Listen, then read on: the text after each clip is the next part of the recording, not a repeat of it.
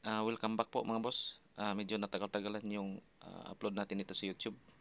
Almost 6 months. Almost 6 months yata. Yan. So, yung mag-usap-usap lang po tayo tungkol sa haba ng tari. Yung ideal, yung haba ng tari. Kasi bawat mananari ay may gusto silang kung ano, kung anong haba ng tari nila or maiksi ba or mahabang tari ba. So, yun, para sa akin para sa akin lang po to. Hindi po talaga kami gumagamit ng mga mahabang tari kagaya ng 3.8, 3.9 or 4, 4.1, 4.2 ganyan. Hindi po talaga kami gumagamit ng ganyan. Hindi po talaga. Usually, yung ginagamit na kadalasan talaga sa amin, pinakamahaba na talaga yung kalambutan. Pinakamahaba na talaga yun. Itong tari na to is 90 mm lang. 90 mm lang. Medyo maiksing tari lang po to. Yan. Ganyan. Ganyan oh. Ah, ganito. Ganyan. Oops, tika lang. Wala kasing may hawak sa kan. Yan. Yan oh. Nasa kalambutan lang siya. Ito talaga yung pinaka-ideal namin na haba ng tari. Hindi po talaga kami gumagamit ng lagpas. Ganyan. Ganyan. Hindi talaga kami gumagamit ng ganyan. Kasi, yung napansin ko kasi, yung bago pa lang kami sa pagtatari, pag mahaba yung gamit namin, napansin namin na medyo magbasaan yung laban ng aming mga manok. Magbasaan talaga.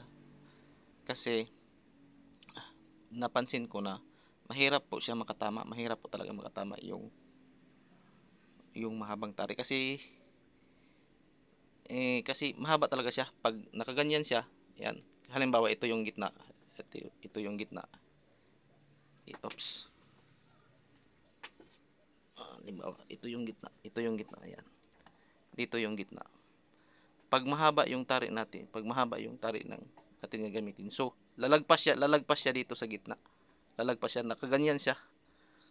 Ganyan. Pag mahaba talaga siya, mahirap kasi habulin ah, pag yung asinta kasi namin is LP. So, pag hindi namin paabutin, halimbawa ito yung center as, ito yung left pelvic, ito yung right pelvic.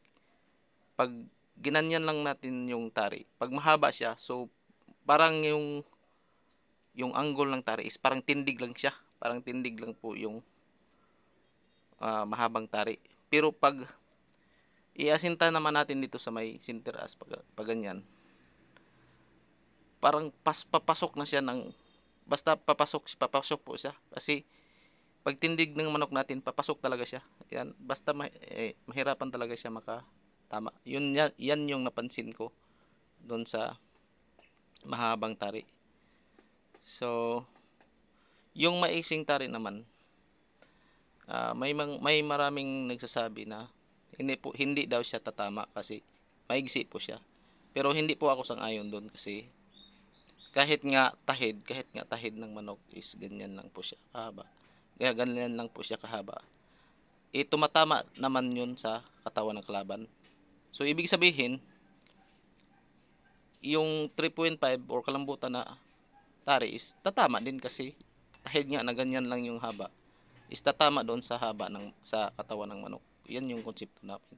Tsaka pag kinabit yung maiksing tari, pag LP yung asinta natin pag ganyan, may angle pa din siya, may angle, nakatumba pa rin siya paloob.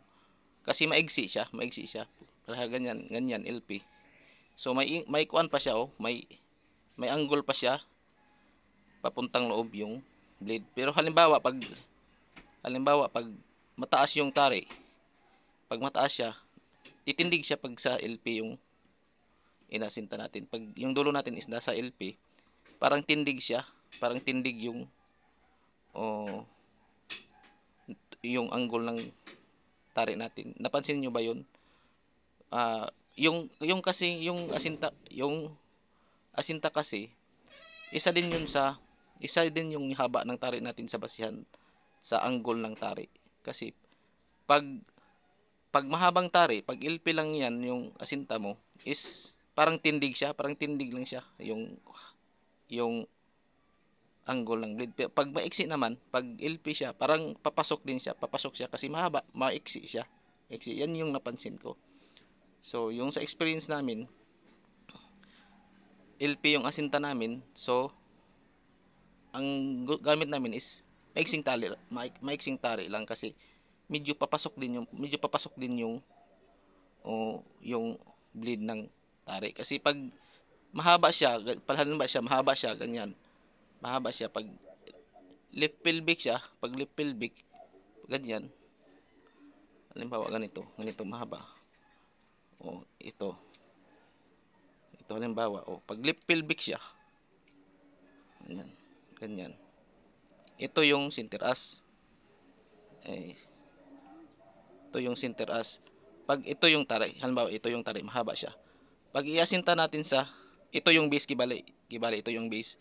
So, pag iasinta natin sa LP, ayan, parang tindig na siya, di ba? Parang tindig na siya. Parang tindig na siya. Pero pag maiksing tari lang siya, pag maiksing tari lang siya, ito yung center as, ito yung left pelvic. Nakaganyan siya. O di ba may angle pa siya? Di ba may angle? Papasok pa rin yung ayan, papasok pa rin yung blade. Nakatumba pa rin siya, papasok. Hindi kagaya nito sa mahabang tari. Ito halimbawa, mahabang tari ito. Ayan parang tindig na siya Parang tindig na siya. Ayan tindig na siya. Tindig na yung blade. Hindi kagaya ng maigsi na ganyan siya. Papasok pa rin siya. Yan yung napansin ko. Yan yung talaga yung napansin ko. Pag maiksing tari, halimbawa, mainam siya sa mga asinta. Parang compatible siya sa mga asinta. Pero pag mahabang tari naman, pag LP yung asinta mo, titindig siya. Pag right pelvic naman yung asinta mo, sumusubra naman siya kasi mahaba kasi yung tari. Yan yung napansin ko. Tsaka yung kadalasan laban namin, pag mahabang tari, nagbabasaan talaga. Yan yung napapansin ko dito sa yung kung anong haba ng tari.